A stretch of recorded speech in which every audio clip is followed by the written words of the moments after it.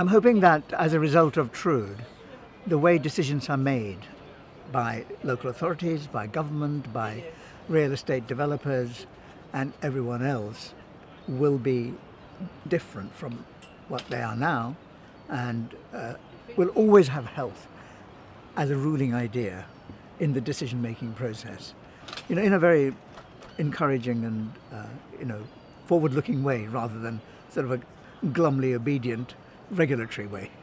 I think taking an interdisciplinary approach like the team has is really challenging, and I think that there's been a lot learnt about how you go about doing that, and how you go about making the most of diverse expertise and trying to integrate those expertise. I think there's a lot to be learnt around that.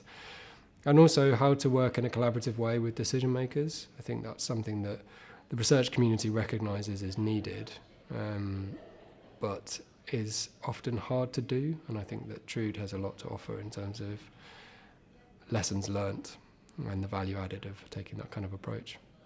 I would say that what will be really interesting to see is the influence that the TRUUD project can have across a variety of different sectors.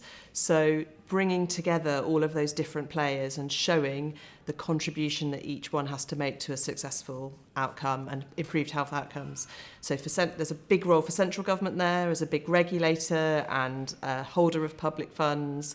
There's a big role there for local government and regional government as the kind of creators of place from a public sector point of view. They're really where kind of that work hits communities, and also for the private sector too, actually, understanding that there's an enlightened self-interest in proactively engaging with trying to improve health outcomes. It's in their enlightened self-interest.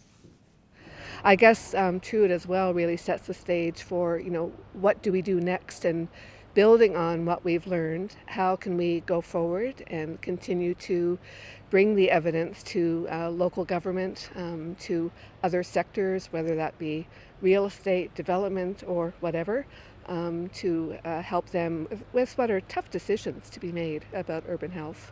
So in a central government perspective, I think it will, for us, for MHCLG, it will influence our decisions about regeneration, about how to invest to improve health outcomes. I think also it has an important role to play in the rest of the public sector.